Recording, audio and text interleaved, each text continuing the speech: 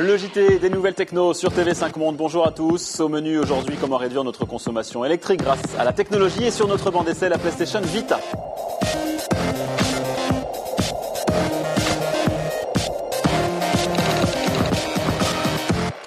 La semaine dernière, l'Europe entière a connu une vague de froid sans précédent et du même coup, des pics records de consommation électrique. Une consommation qui peut aujourd'hui être mieux maîtrisée. Pour les particuliers, il existe ce type d'appareil, un coupe-veille qui permet de suspendre l'alimentation d'un appareil lors de son arrêt. Mais depuis quelque temps, on trouve des systèmes un peu plus élaborés, comme le Spara. C'est un écran relié à distance au compteur électrique. Objectif, surveiller en temps réel la consommation totale de la maison. 20% d'économie d'énergie annoncée. Dans la même veine, d'autres projets pourraient prochainement voir le jour, comme avec cette horloge qui s'appelle WattTime. Elle suit instantanément la consommation d'un foyer et même plus largement du quartier environnant. Deux avantages, il permet de réguler la consommation en fonction du voisinage et détecte aussi celle de chaque appareil pris individuellement.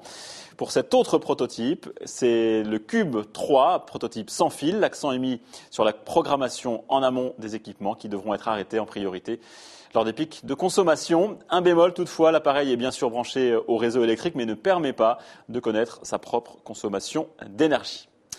Sur notre banc d'essai, cette semaine, la nouvelle offensive majeure de Sony sur le marché des consoles de jeux. Voici la PlayStation Vita, elle déjà en vente au Japon, elle sort la semaine prochaine en Europe et aux États-Unis. Une console portable bourrée de technologie, un écran tactile, ça c'est presque devenu incontournable, mais aussi une autre surface sensible au toucher à l'arrière. Elle propose en plus deux bons vieux petits joysticks qui, paraît-il, raviront les vrais aficionados du jeu vidéo. Elle intègre aussi un détecteur de mouvement et des caméras pour permettre de jouer en réalité augmentée, c'est-à-dire sur fond de décor naturel. Revers de la médaille, une autonomie un peu faible et puis surtout un prix douloureux, 250 € minimum. Alors, la PS Vita pourra-t-elle affronter la concurrence de ce qu'on appelle les smartphones qui proposent eux aussi des jeux vidéo ? Eh bien, nos experts du jour sont Anne Fan et Kevin Crouvisier.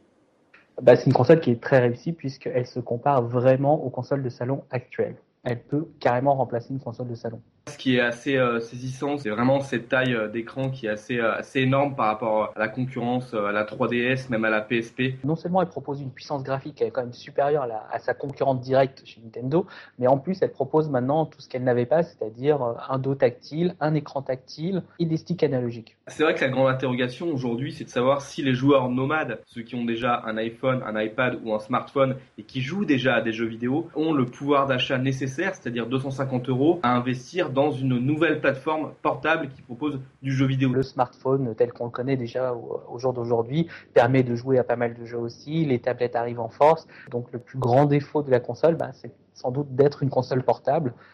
Le JT des nouvelles techno, c'est tout pour aujourd'hui. Ça continue bien sûr sur les réseaux sociaux et on se retrouve sinon dimanche prochain sur TV5 Monde.